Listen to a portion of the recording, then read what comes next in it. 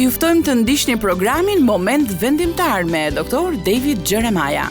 Ky program shpall fjalën e pandryshueshme të Perëndisë tek individët dhe familjet që jetojnë në një botë që ndryshon çdo ditë. Dr. David Jeremiah është themeluesi i shërbesës ndërkombëtare radiofonike dhe televizive Moment Vendimtar. Në 4 dekada të mësimit të fjalës Perëndisë, Dr. Jeremiah ka shkruar shumë libra, ndër më të njohurit janë Çfarë po ndodh në botë, Armagedoni ekonomik që po vjen, Perëndia nuk të ka harruar. Të kuptojmë 66 librat e Biblës. Mësimi i shëndosh biblik është thelbi i shërbesës së Dr. David Jeremiah. Ndaj mos u misni asnjë nga programet e tij. Është një histori e vjetër që flet për një djalë të vogël në shkollën e së dielës, të cilin mësuesi e pyeti se çfarë roli kishte luajtur ai në shpëtimin e tij. Ai u përgjigj se konvertimi i tij ishte pjesërisht vepër e Perëndisë dhe pjesërisht vepër e tij. I habitur dhe paksa nervoz, mësuesi e pyeti për përgjigjen e çuditshme derisa djali u përgjigj: "Po, është e vërtet, unë e luftova Perëndin aq sa munda dhe ai bëri pjesën tjetër." Dhe zakonisht ky është kombinimi, apo jo, dhe padyshim që ky ishte kombinimi për apostullin Paul. Siç e dim, historia e konvertimit të tij në Krishtin është e përmbledhur në një frazë të shkurtër: "Unë e luftova Perëndin aq sa munda." Por Krishti, siç bën gjithmonë ai, e përfundoi duke thënë fjalën e fundit. Në 9 vargjet e para të Veprave, kapitulli 9, zbulojmë se si u shpëtua Sauli. Rrugës për në Damask, ai u përball me Zotin Jezus Krisht dhe mbeti i shtangur nga prania e shndritshme e Zotit. Ky takim ishte aq i mprekt sa e la atë të verbuar dhe me fytyrë për tokë në rrugën me pluhur. Ky përndjekës arrogant i kishës tani ishte përulur dhe kishte nevojë për miqtë e tij që ta drejtonin për dore deri te shtëpia e Judës, ku qëndroi pa ngrënë, pa pirë dhe pa shikim për 3 ditë. Dr. G. Campbell Morgan ka theksuar rëndësinë e kësaj pjese të shkrimit, të cilën ne do ta studiojmë tani. Në të vërtetë, kjo është një pikë kyçe në librin e Veprave. Gjatë 8 kapitujve të parë, personaliteti kyç i historisë është apostulli Pjetër, por duke filluar që këtu dhe në vazhdim, skena i përket Palit. Dhe Anania është nyja që i lidh të gjitha këto bashk. G. Campbell Morgan ka thënë: "Ne tani vim në skenën e dytë, në përgatitjen e Palit për punën e Perëndisë." Kontrasti është shumë mbreslënës mes gjendjes në cilën e lam atë gjatë studimit të fundit dhe gjendjes në cilën e lëm atë në përfundim të këtij studimi. Kujtoni se kur i mbyllën Biblat javën e shkuar, Sauli ishte i verbër, ai ishte i dobësuar, ai ishte i rënuar, por kur ne ti mbyllim Biblat tona sot, shikimi i rikthehet atij, ai do të jetë i fortë dhe i përgatitur për atë që Perëndia e ka thirrur që të bëjë. Në këtë fazë të transformimit të mbreslënës të Saulit, Perëndia do të përdorë 2 burra jo aq të shquar dhe pak të njohur për ta inkurajuar Saulin dhe për ta mirëpritur atë në familjen e Perëndisë. Tani kur ne studiojmë Biblën për orë të gjata, ne gjejmë rastësi që janë disi interesante. Në kontekstin e kësaj historie kemi një ironi, sepse këta 2 burra që do ta ndihmojnë Saulin kanë 2 emra që janë shumë të famshëm. Burri i parë që hap shtëpinë e tij për Saulin ishte një njeri i quajtur Juda, të njëjtin emër si tradhtari i Zotit Jezus Krisht. Kurse burri i dytë që erdhi për ta ndihmuar Saulin për të rimarrë shikimin ishte një njeri i quajtur Anania dhe kohët e fundit kemi studiuar për të. Ai ishte njeriu i parë në kishë që gënjeu frymën e shenjtë dhe humbi jetën për shkak të mosbesnikërisë ndaj Perëndisë. 2 burrat në historinë tonë të sotme kanë të njëjtët emra. Sot ne do të flasim për Judën dhe për Ananian, por nuk është i njëjti Jud dhe jo i njëjti Anania. Juda i hapi shtëpinë Saulit pas konvertimit të tij. Anania i hapi syt Saulit që ai të mund të shihte sërish. Dhe nuk ka shumë gjëra që mund të mësojmë për shtëpinë e Judës në Dhjatën e Re, me sa di unë, kjo është e vetmja referencë për të. Por ne kemi shumë për të mësuar për Ananian dhe këtë do ta bëjmë gjatë studimit të sotëm. Biblia na tregon se Anania ishte një banor i Damaskut. Perëndia e dërgoi atë që të konfirmonte se Sauli i Tarsit ishte bërë i krishterë dhe që të ndihmonte gjatë ditëve të para të ecjes së tij me Zotin. Historia fillon në vargun e 10 të kapitullit të 9 me thirrjen për Ananian. Dhe në këtë varg lexojmë kështu: në Damask ishte një dishepull me emër Anania, të cilit Zoti i tha në vegim: Anania. Dhe ai u përgjigj: ja ku jam, Zot. Ndërsa Sauli po priste dhe po agjeronte, Perëndia po përgatiste një tjetër burr për të pasur një rol në jetën e Saulit. Dhe kam shkruar në shënimet e mia se Perëndia i plot fuqishëm punon në të dyja anët e rrugës. Ndërkohë që ai po punonte në zemrën e Saulit, ai po punonte edhe në zemrën e Ananias. Sauli ka nevojë që të inkurajohet, Anania është inkurajues. Sauli po përgatitet dhe Anania po përgatitet. Dhe në një çast, këto dy personalitete do të takohen dhe diçka e mrekullueshme do të ndodhë. Biblia na thot se Anania ishte si Stefani dhe Filipi, të cilit i kemi takuar tashmë si djak të hershëm në Kishë, dhe ja se si ishte ai sipas fjalëve të Veprat 22:12. Njeri i perëndishëm sipas ligjit, për të cilin i jepnin dëshmi të gjithë judejt që banonin aty. Nuk ka të dhëna se Anania kishte dieni të mëparshme për atë që Perëndia do t'i kërkonte që të bënte, por një ditë, në mes të ditës së tij, Perëndia i plot fuqishëm i foli atij dhe Anania i thot: ja ku jam, Zot, çfarë do që të bëj? Dhe ai u thirr që t'i shërbente Zotit. Tani thirrja për Ananian në pasazhin ton ndiqet nga urdhri për Ananian. Prandaj në vargjet 11 dhe 12 lexojmë: dhe Zoti i tha: çohu dhe shko në rrugën e quajtur e drejtë dhe kërkon në shtëpinë e Judës një njeri nga Tarsi me emër Saul, i cili po lutet. Ai ka parë në vegim një njeri me emër Anania duke hyrë dhe duke i vënë duart për t'ia kthyer dritën e syve. Anania u udhëzua nga Zoti që të shkonte në Damask dhe Zoti i dha atij këtë adresë. Ai tha: çohu dhe shko në rrugën e quajtur e drejtë. Nëse shkoni edhe sot në Damask, do të mësoni se rruga është ende aty, vazhdon nga porta perëndimore deri te porta lindore. Është 15 metra e gjerë dhe ka 2 portik dhe dyqane nga njëra portë deri te porta tjetër. Dhe përgjatë asaj rruge ishte edhe një shtëpi që i përkiste Judës. Ananias ju dha një informacion e shtesë që kur ta gjente shtëpinë e Judës, të trokiste në derë dhe të futej brenda të mund të gjente Saulin në atë shtëpi dhe Sauli do të ishte duke u lutur. Tani nuk duhet ta bitemi që Sauli ishte duke u lutur. Kur ishte më i ri, ai kalonte shumë kohë në lutje. Ai ishte një judei i përkushtuar dhe lutej 3 herë çdo ditë. Por unë guxoj të them se lutja që ai po bënte atë ditë në shtëpinë e Judës ishte shumë ndryshe nga çdo lutje që ai kishte bërë më përpara. Shumë njerëz janë përpjekur që të mendojnë se për çfarë po lutej ai. Disa kanë thënë se kur ai ishte në shtëpinë e Judës duke u lutur, ai ende po kërkonte falje për të gjitha gjërat e tmerrshme që i kishte bërë kishës përpara se të konvertohej. Mbasi ai po lutej që Zoti t'i jepte më shumë udhëzime. Kujtoni që pasi ai u shpëtua, pyetja e tij e parë ishte: Zot, ç'don ti të bëj unë? Mbasi ai po lutej që Zoti ta shpejtonte këtë përgjigje me udhëzime dhe detaje dhe sigurisht kjo lutje shpejt do të marrë përgjigje, apo jo? Dhe Biblia na thot se ndërsa ai po lutej, ai merr një vegim. Dhe në këtë vegim, ai sheh një njeri të quajtur Anania që po vjen tek ai. Dhe si rezultati ardhjes së tij, do të realizohen edhe përgjigjet për lutjen e tij. Ai në fund do të marrë sërish shikimin e tij, është e qartë që ai po lutej edhe për këtë. Meqense ai nuk ishte ngrënë prej 3 ditësh, mund të jetë lutur edhe për pak ushqim. Por mbi të gjitha, ai po përpiqej të zbulonte se çfarë donte të bënte Perëndia në jetën e tij dhe po shihte në ëndër këtë njeri të quajtur Anania. Dhe mua më duket shumë interesante, siç e thash, që ndërsa ai po lutej, Perëndia i tregoi atij për Ananian, dhe ndërsa Anania po i përgjigjej Zotit, Perëndia i tregoi Ananias për Saulin. Kjo është kujtesë për mua që sa herë ne i dëshmojmë dikujt ose përpiqemi të ndihmojmë dikë nëse po ecim në frym, Perëndia po punon në ne dhe Perëndia po punon edhe tek ai. Dhe çfarë shembulli që kemi këtu? Anania po lutet dhe Sauli po lutet, dhe në lutjet e tyre Perëndia do t'i bashkojë me njëri tjetrin. Tani Perëndia i tregoi Ananias se çfarë duhet bënte. Dhe ndërsa Anania e merr këtë mesazh, ai nuk është i druajtur t'i thotë shqetësimet që ai ka.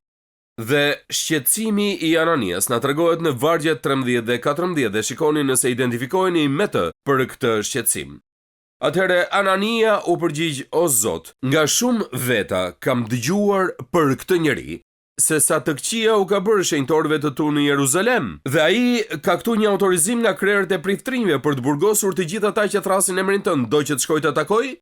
Anania po thot: "Zot, reputacioni i Saulit po përhapet në të gjithë qytetin, dhe kushdo e di që ai është një përndjekës i frikshëm, që ai i ka bërë dëm të mëdha kishës së Krishtit, që ai ka disa letra në duart e tij nga priftrind, që i japin leje të burgos çdo të krishterë që gjen në Damask dhe t'i kthej me forcë në Jeruzalem. Dhe Zot, dua që të më japësh pak sqarime për këtë. Ky është Sauli, të cilin do që të shkojë dhe të atakojë në shtëpinë e Judës?" Edhe unë do të kisha bërë të njëjtën pyetje. Vini re se si i përgjigjet Zoti shqetësimit të Ananias. Shpjegimi i shqetësimit të tij është në vargjet 15 dhe 16. Zoti nuk e qortoi Ananian për pyetjet që kishte. Ai ju përgjigj pyetjes së tij me dy deklarata shumë të fuqishme në lidhje me Saulin. Së pari, ja se çfarë thot ai në vargun 15, por Zoti i tha: "Shko, sepse ai është vegla që un kam zgjedhur për ta sjell emrin tim përpara jo hebrejve, mbretërve dhe bijve të Izraelit." Zoti ju përgjigj shqetësimit të Ananias duke i treguar se ai do t'i jepte Saulit një përshkrim të ri të punës. Më përpara Sauli e kishte përndjekur emrin e Krishtit. Tani ai do ta çonte emrin e Krishtit te jo hebrejt, te mbretërit dhe te bijt e Izraelit. Me fjalë të tjera, ai do ta çonte ungjillin e Jezus Krishtit te të gjithë njerëzit. Ky varg është themeli, zonja dhe zotrinj, për pjesën tjetër të gjithë librit të Veprave. Pjesa tjetër e librit të Veprave tregon për palin që e çon ungjillin te jo hebrejt, te mbretërit dhe te bijt e Izraelit. Gati të gjithë pjesën tjetër të librit të Veprave mund ta konturojmë në këto tri tema. Dhe Biblia na shpjegon qartësisht se Sauli i Tarsit kishte marrë një thirrje nga Perëndia. Vetë Perëndia i plot fuqishëm i kishte vendosur duart mbi të dhe kishte thënë: "Unë po të therras për këtë shërbes." Sauli ishte zgjedhur që t'i shërbente Krishtit. Gjëja e dytë që Perëndia i tha Saulit se donte që ai të bënte, vini re se Sauli ishte zgjedhur jo vetëm që t'i shërbente Krishtit, por ishte zgjedhur që të vuonte për Krishtin. Vargu 16, sepse unë do t'i tregoj atij sa shumë i duhet të vuoj për emrin tim. Pra, dua them se kur ju jeni shpëtuar, nëse Perëndia do t'ju thoshte: "Mirë, të shpëtova që të mund të vuash për mua", çfarë do të bënit ju? Ajo që ai i tha Saulit ishte: "Unë dua të tregoj se sa shumë gjëra do të vuash për hir të emrit tim." Nëse nuk ka fjalë të tjera në Bibël për vuajtjet e Saulit, këto fjalë do të ishin të mjaftueshme. Sauli nuk po vuonte për shkak të atyre që ai i bëri kishës. Ai nuk po vuonte për shkak se ai e konsideronte veten si më të voglin ndër apostujt. Ai nuk po vuonte për shkak se ai i kishte përndjekur ata që kishin besuar siç beson ai tani. Në letrën drejtuar Korintasve, Pali na tregon disa nga gjërat të cilët ai vuajti. Pse vuajti ai? Çfarë do të thotë që ai vuajti? Në letrën drejtuar Korintasve kemi 3 vende ku Pali na përshkruan disa nga gjërat që ai vuajti për të qenë shërbyes i ungjillit. Vendi i parë është e 1 Korintasve 4 vargjet 9 deri në 13, kurse vendi i dytë është tek 2 Korintasve 12 7 deri në 10. Unë nuk do t'i lexoj këto vargje sepse janë shumë të gjata dhe është një listë shumë e gjatë me gjëra, por dua që t'ju lexoj pasazhin e tretë, që është tek 2 Korintasve 11 23 deri në 28. Tani miqtë e mi, këtu kemi Palin që përshkruan jetën e tij. Si do të ketë qenë që të zgjohesh çdo mëngjes në lëkurën e apostullit? Disa prej jush që kanë lexuar shkrimet e tij janë mahnitur nga mençuria dhe zgjuarësia e tij. Mund të thoni në zemër se do të kishte qenë mrekullueshme të ishe apostulli Pal. Kur të mbaroj pas disa çastesh, nuk do ta thoni më kurrë këtë sërish. Mundime më tepër, në goditje më tepër, në burgje më tepër dhe shpesh në rrezik për vdekje. Nga judejt mora 5 herë nga 40 kamxhik pa një, 3 herë më rahen me shkopi, 1 herë më qelluan me gur, 3 herë më mbyta një në det, kalova një ditë natë në humner, në udhëtime të shpeshta në rreziqe lumenjsh, në rreziqe kusarësh, në rrezik nga ana e bashkëdetarëve, rreziqe nga ana e jo hebrejve, rreziqe në qytet, rreziqe në shkretë të tjerë, rreziqe në det, rreziqe midis vëllezërve të rrem, në lodhje e në mundim, në netët pa gjumë, në uri e në etje, shpeshherë në agjërime, në të ftohtë dhe në të zhveshur. Përveç këtyre gjërave të jashtme, ajo që më mundon çdo ditë është kujdesja për të gjitha kishat. Në këtë mënyrë e jetoj jetën pali. Dhe në një rast tjetër ju kam thënë se kur po shërohesha nga kanceri, isha i shtruar në spital dhe mora grupin e kartolinave të mëngjesit. Kartolina për shërim, disa prej tyre me shumë dëmshuri dhe shumë të mrekullueshme. Por njëra nga kartolinat në faqet parë kishte të shkruar pasazhin që sapo ju a lexova. Në mundime më tepër, në goditje më tepër, në burgje, e lexova këtë dhe mendova, kush është ky njeri i smur që më dërgon një kartolinë të tillë? Mos vallë, kjo duhet më bëj të ndihem më mirë, duhet them, është një listë me gjëra të trishta. Por pastaj e hapa dhe brenda saj ishin këto fjalë. Po ti si ke qenë? Dhe besoni ose jo, ishte një nga kartolinat më inkurajuese që kam marrë, të paktën nuk hiqa aq keq sa Pali. Pali kishte kaluar shumë gjëra në jetën e tij që unë nuk i kam kaluar kurrë, ai vuajti apo jo. Dhe vuajtjet e tij do të fillonin vetëm pak çaste pasi ishte bërë i krishterë dhe përfunduan vetëm pas 30 vitesh kur Neroni e ekzekutoi duke i prerë kokën. Një shkrimtar që kam lexuar thotë se rruga e Saulit nga Damasku në Rom ishte e njolosur me gjak dhe me lot, pa ndërprerje. Me këtë mënyrë jete me vuajtje që Jezusi i premtoi atij, apo ja shlyente Perëndia Saulit gjithë gjërat e këqija që ai kishte bërë? Jo, nuk është kështu. Një pastor që kam lexuar përpiqet i përgjigjet këtyre pyetjeve me këto fjalë. Ai shkruan, normalisht ne supozojmë se vuajtjet ne i shkakton armiku, ose mbase që ato ndodhin kur ne bëjmë gjëra të gabuara. Por Perëndia shpallë se misionari dhe teologu më i madh i të gjitha kohërave, përveç Jezusit, ishte zgjedhur posaçërisht për të vuajtur. Jo sepse ai kishte bërë diçka të gabuar, jo sepse Satani ishte vënë pas, jo sepse Perëndia ishte zemëruar me të. Pra cili ishte qëllimi për vuajtjet e tij? Nëse jeni besimtar, cili është qëllimi për vuajtjet tuaja? Sado që zemërohemi për to, vuajtjet janë një nga mjetet kryesore trajnuese të Perëndisë për njerëzit e tij. Siç ka thënë A.W. Tozer, dyshoj nëse Perëndia mund ta bekojë shumë një njeri derisa ta ketë lënduar atë thellë. Dhe unë besoj se kjo është e vërtetë. Ndërsa studioj kishat që unë njoh, pastorët që unë njoh, kuptoj se vështirë të kenë arritur aty ku janë, pa ecur përmes kohërave të vështira plot me vuajtje. Kështu është zonja dhe zotrinj. Ajsa mund të themi se nëse nuk keni vuajtur në jetën tuaj, sipas dhjatës së re, ju jeni një besimtar i paplotësuar. Perëndia na i jep këto vuajtje. Dhe ai i lejon ato në jetën tonë për të na bërë njerëzit që duhet të jemi, që pa këto vuajtje nuk mund të jemi. Kur kthejnë kokën pas në jetën e tyre, shumica e njerëzve thonë, mësimet më të rëndësishme që kam mësuar ndonjëherë nuk i kam mësuar gjatë periudhave të begatisë, por gjatë periudhave plot vuajtje, nevoja dhe vështirësi. Dhe kështu ishte edhe me Saulin. Dhe për këtë arsye, zonja dhe zotrin, kur e marrim këtë libër dhe lexojmë letrat e këndshme që ai u shkroi kishave, ne identifikohemi me to. E gjejmë veten duke thënë, po e kuptoj këtë pse, sepse ato letra u shkruan nga Pali. Pali që ishte thirrur për një jetë me vuajtje dhe jetoi çdo ditë jetën e tij me rrezik dhe nën presion. Dhe nga shtrydhja e presionit në jetën e tij u krijua parfumi i këndshëm i letrave të tij. Dhe ndërsa i lexojmë ato, themi, "Oh, po, kushdo që e ka shkruar këtë e ka provuar vetë, e ka bërë këtë." Ne jemi të bekuar sepse Perëndia i besoi Palit vuajtjet. Dhe nëse tregojmë të sinqert, ne jemi të bekuar kur Perëndia ne i beson edhe ne, zakonisht kur e kthejmë kokën pas, jo kur jemi në mes të vuajtjeve. Dikush ka thënë sovraniteti lexohet mbrapsht, jo përpara. Ne nuk mund të shohim para dhe të themi Perëndia do të jetë në këtë gjë. Ne shohim pas dhe themi Perëndia ishte në atë gjë. Dikush tjetër më ka thënë se sovranitetin e Perëndisë e lexojmë siç lexohet Bibla në hebraisht, nga fundi në fillim. Dhe ndërsa Pali kthente kokën pas në jetën e tij, ai mund t'ja përçonte këtë të vërtet për vuajtjet njerëzve të cilëve u shkroi, për shembull, në letrën që u shkroi Filipianëve lexojmë, sepse juve ju është dhënë hiri për hir të Krishtit, jo vetëm që të besoni në të, por edhe të vuani për të.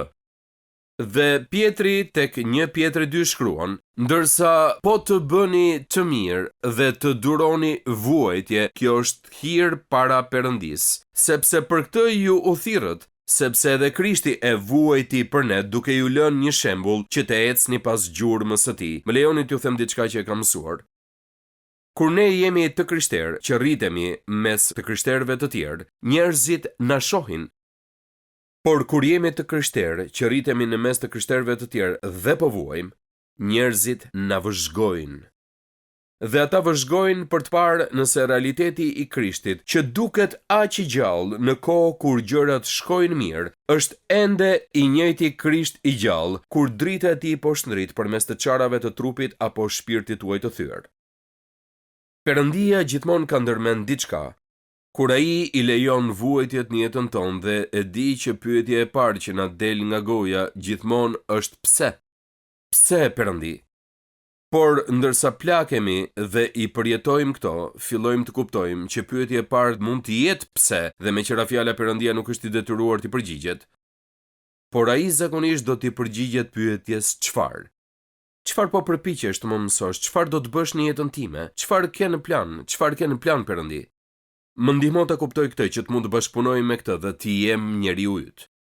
Së fundmi, në histori kemi konfirmimin e Ananias në vargjet 17 deri në 19. Atëherë Anania shkoi dhe hyri në atë shtëpi dhe duke i vënë duart tha: "Vëlla Saul, Zoti Jezus që të është shfaqur në rrugën nëpër të cilën ti po vije, më ka dërguar që të kesh përsëri dritën e syve dhe të mbushesh me frymën e shenjtë." Në këtë çast i ran nga syt disa si luspa dhe ai fitoi përsëri të parit, pastaj u ngrit dhe u pagëzua, dhe mbasi mori ushqim, ai u ri për të rinë forcë. Pastaj Sauli qëndroi disa ditë me dishepujt që ishin në Damask.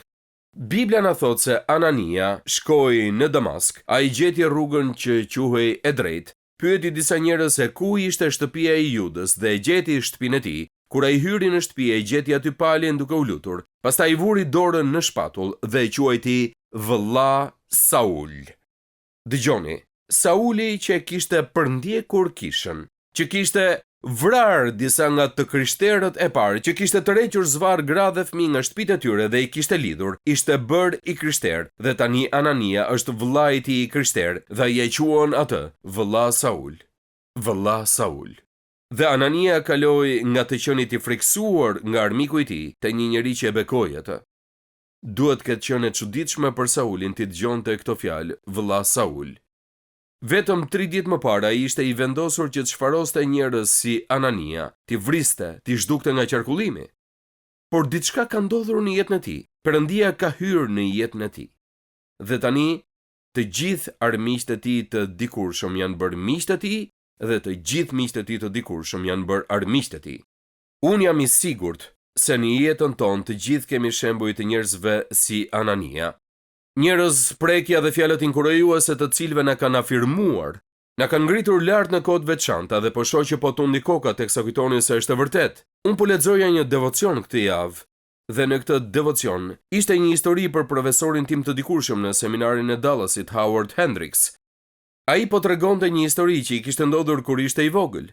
Dhe ai tha se kur ishte i vogël në shkollë fillore, kishte reputacionin si fëmia më i prap në shkollë. Dhe ndërsa po matrikulonte notat, mësuesja e klasës së dytë i thoshte mësueses së klasës së tretë, do të marrësh fëmijën më të prap të shkollës.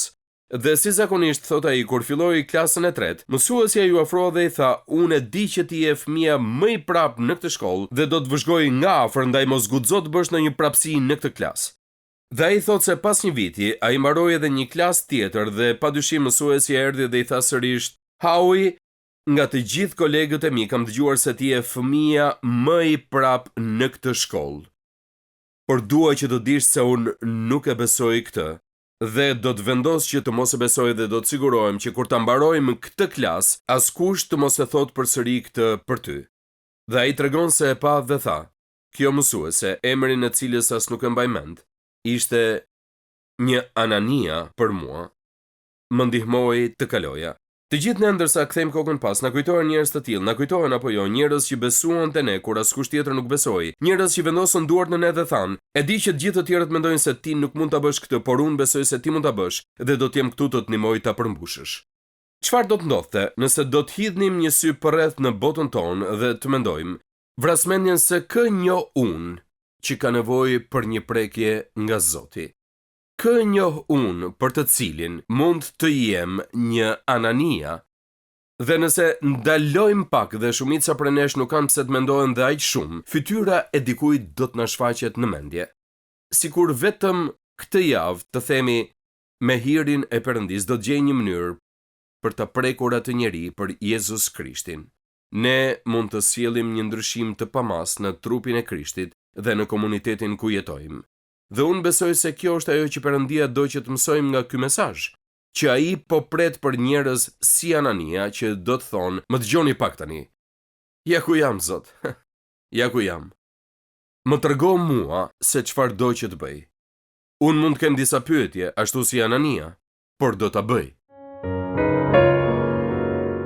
Faleminderit që ishit me mua sot në moment vendimtar. Sa më shumë që e studiojmë fjalën e Perëndis, aq më shumë e kuptojmë që Perëndia ynë i dashur dëshiron të ketë një marrëdhënie personale me gjithë secilin prej nesh.